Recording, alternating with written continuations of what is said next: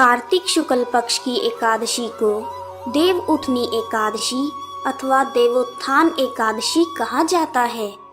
इस दिन भगवान विष्णु 4 माह के बाद अपनी निद्रा से जागते हैं। इस एकादशी को प्रबोधिनी एकादशी के नाम से भी जाना जाता है। इसी पावन दिन चौमासे का समय पूर्ण होता है और शादी विवाह आदि शुभ कार्य शुरू हो जाते हैं। देव उठनी एकादशी के दिन ही तुलसी जी का विवाह शालिग्राम जी से करवाया जाता है। जिस घर में पुत्री नहीं होती वहां तुलसी जी का विवाह करवाकर कन्यादान का पुण्य प्राप्त किया जाता है। आइए अब शुरू करते हैं देव उठनी एकादशी की कथा। प्राचीन समय में एक राजा था। उसके राज्य में प्रजा बहुत सुखी थी। एकादशी के दिन उसके राज्य में कोई भी अन्न ग्रहण नहीं करता था और ना ही अन्न को बेचता था। सभी लोग फलाहार करते थे। एक बार भगवान श्री हरि ने राजा की परीक्षा लेनी चाहिए।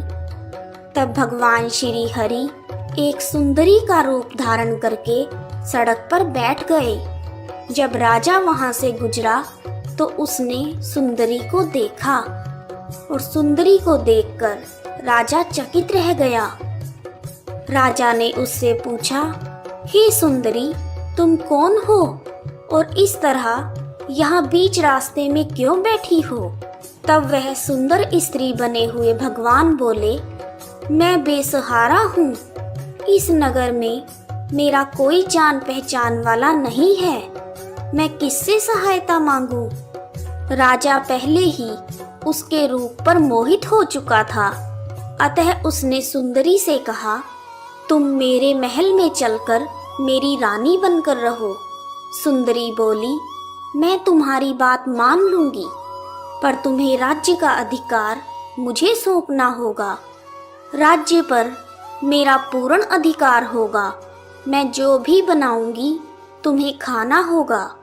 राजा उसके रूप पर मोहित था, इसलिए उसने सुंदरी की सभी शर्तें स्वीकार कर ली।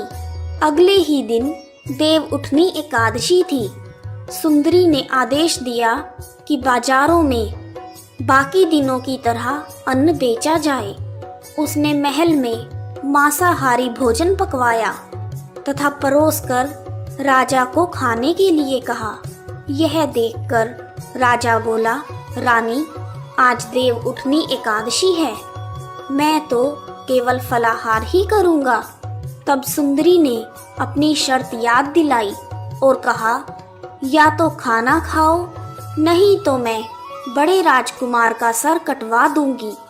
राजा ने अपनी स्थिति अपनी बड़ी रानी से कही।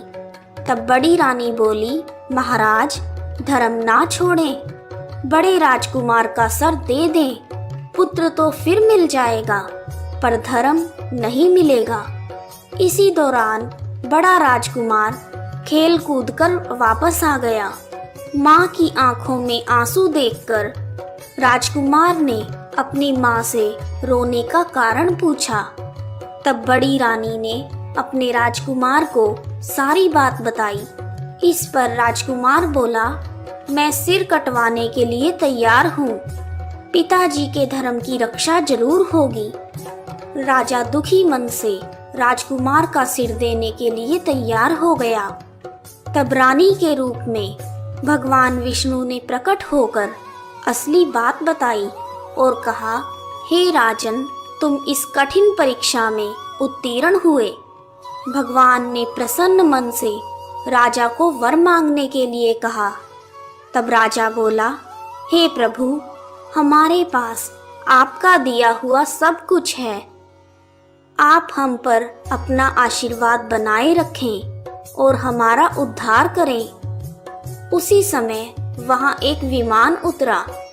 राजा ने बड़े राजकुमार को राज्य सौंप दिया और विमान में बैठकर परम धाम को चला गया।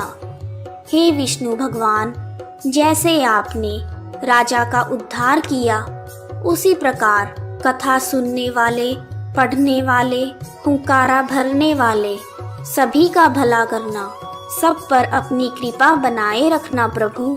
इस प्रकार देव उठनी एकादशी की कथा पूर्ण हुई। आइए अब शुरू करते हैं देव उठनी एकादशी की पूजा विधि। देव उठनी एकादशी के दिन सूर्योदय से पूर्व उठकर स्नान आदि करके स्वच्छ वस्त्र धारण करने चाहिए। उसके बाद भगवान विष्णु का ध्यान करते हुए व्रत का संकल्प लें। घर की साफ सफाई के बाद आंगन में भगवान विष्णु के चरणों की आकृति बनाएं। उसके बाद एक ओखली में भगवान श्री विष्णु जी का चित्र बनाएं।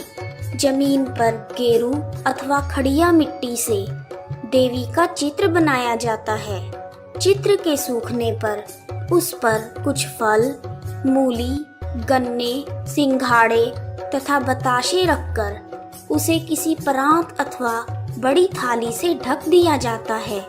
रात के समय अपने पूजा स्थल और घर के बाहर दीपक जलाएं और घर के सभी सदस्य भगवान विष्णु तथा समस्त देवी देवताओं का पूजन करें।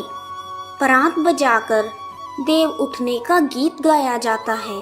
उठो देवा, बैठो देवा, अंगुरिया चटकाओ देवा, नई सूत है नई कपास, देव उठाए कार्तिक मास। और उसके बाद परात को उठाकर उस स्थान पर एक दिए को जला देते हैं और अंत में देव उठनी एकादशी की कथा सुनकर भगवान श्री हरि की आरती करें और प्रसाद को वितरित करें। यदि आपको देव उठनी एकादशी की कथा और पूजा विधि पसंद आई है तो कमेंट बॉक्स में जय श्री हरि विष्णु भगवान लिखना ना भूलें। आप सभी का हार्दिक धन्यवाद। जय श्री विष्णु भगवान।